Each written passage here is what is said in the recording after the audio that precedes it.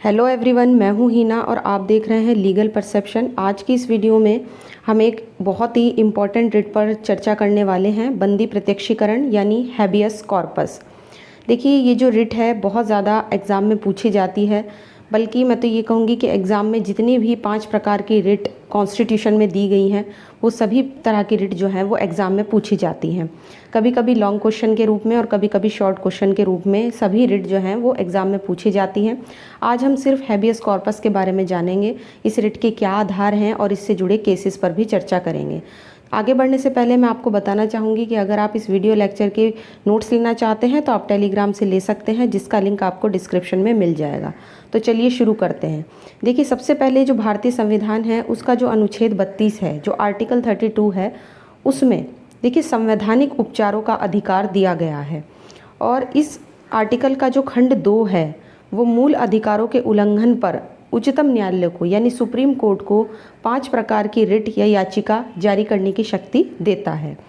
सबसे पहले आती है इसमें 5 प्रकार की रिट में बंदी प्रत्यक्षीकरण, उसके बाद परमादेश, प्रतिषेध, उत्प्रेषण और अधिकार प्रच्छा।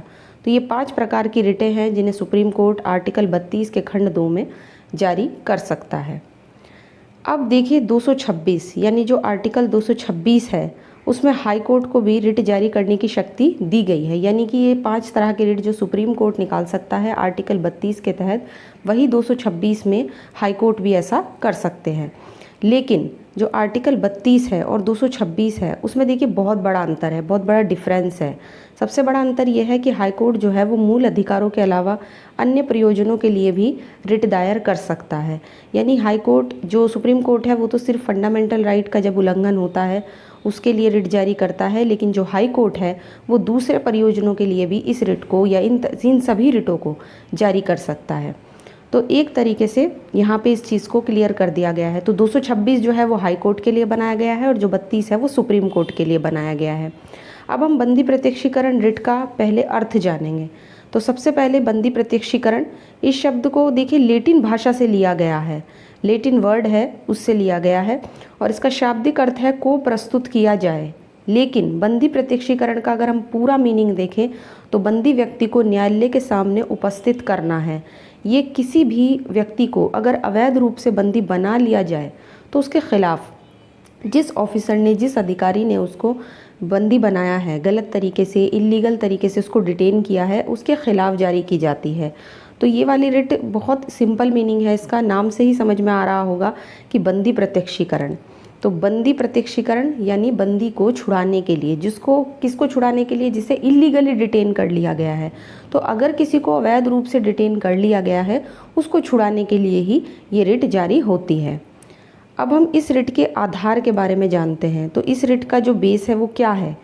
देखिए, किसी व्यक्ति को जब अवैध रूप से निरुद्ध किया जाता है यानी अवैध रूप से बंदी बना लिया जाता है, तब न्यायालय मामले की जांच करता है और देखता है कि उसे अवैध रूप से अगर बंदी बनाया गया है तो न्यायालय क्या करता है, उस अधिकारी को तुरंत उसे छोड़ देने का एक ऑर्डर जारी करेगा कि तुरंत उस व्यक्ति को छोड़ दिया जाए क्योंकि उसे इलीगली डिटेन किया गया है। तो ये इस रिट का आधार हो गया।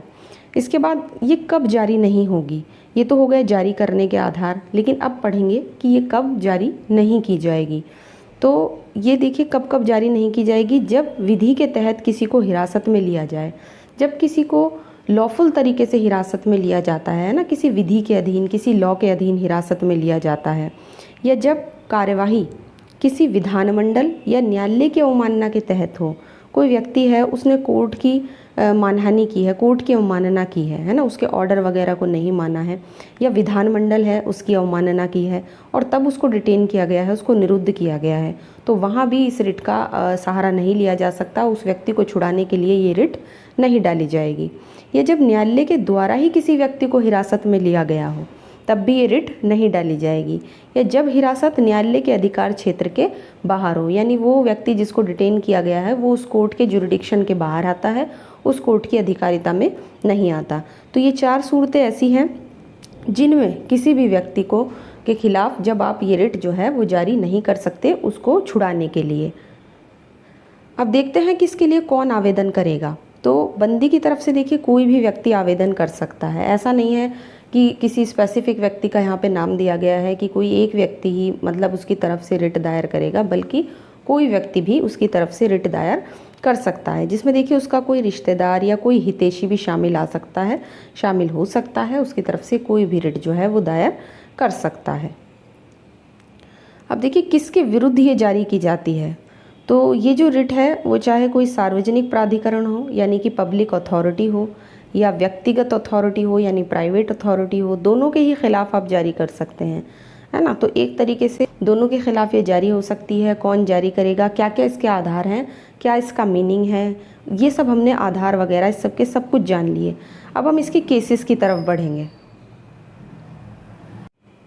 सबसे पहला और मोस्ट इम्पॉर्टेंट केस आता है कानू सान्याल बनाम जिला मजिस्ट्रेट दार्जिलिंग का केस। देखिए मोस्ट इम्पॉर्टेंट केस है ये बंदी प्रत्यक्षीकरण की रिट के लिए। इस मामले में अभियुक्त को जेल में बंद करके रखा गया, लेकिन न्यायालय ने उसे अपने सामने पेश करने का आदेश नहीं दिया, क्योंकि न्यायालय ने देखिए कहा कि बंदी प्रत्यक्षीकरण जो है वो एक प्रक्रियात्मक रिट है, एक प्रोसीजरल रिट है जो न्यायिक पद्धति से संबंधित है, ना कि मौलिक विधि से। सब्सटैंटिव लॉ से रिलेट नहीं करती है, जुडिशियल प्रोसीजर से रिलेट करती है, और न्यायालय को केवल उसके निरोध की वैधता और अवैधता की ही जांच करनी होती है।